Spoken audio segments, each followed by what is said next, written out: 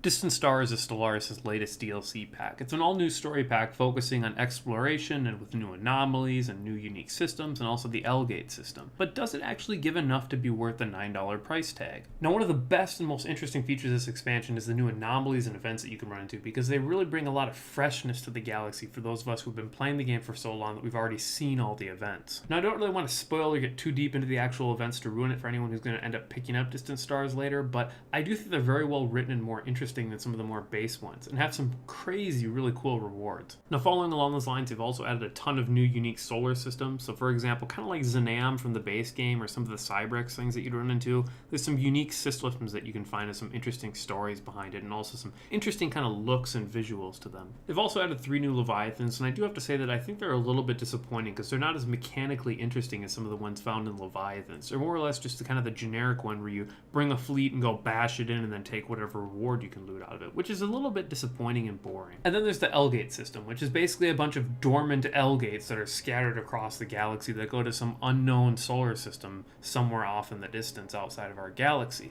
Now, you have to go around doing anomalies or researching them through your regular research to gain L-Gate insight, which then can be used to open up the L-Gates. Now, I don't really want to spoil anything, but it's kind of a mixed bag what you can find behind there. I found it kind of underwhelming, to be honest. There was kind of like a mini crisis that happened behind it, but it kind of functions like other crises, and then it kind of bugged out where its stuff didn't really do anything and kind of just froze. And then there's also more generic ones where it doesn't really function like a crisis, but it's more kind of like a mystery thing, and you just kind of go in there and explore things. There's tons of crazy strategic resources that you can find behind the L-Gates that will supercharge your empire, that is for sure. Now, I gotta say that honestly I was kind of a little bit disappointed, because I was expecting maybe something more like a traditional quest line or something kind of like The Expanse. You know, that was kind of what I was picturing here, but it kind of turned out to be more like there's this mini crisis that happened that functions like other crises, which is a little bit boring, or you just kind of go in there and there's just a bunch of resources and planets to explore and things, which really doesn't give anything that all exciting. I wanted something more exploration focused or really engaging, more on the anomaly side maybe. And then you also get 3 new music tracks, which I actually liked quite a bit. I felt they were far better than the ones found in Apocalypse, and they really add to the exploration feel. They're very much suited for that and felt much less like a remix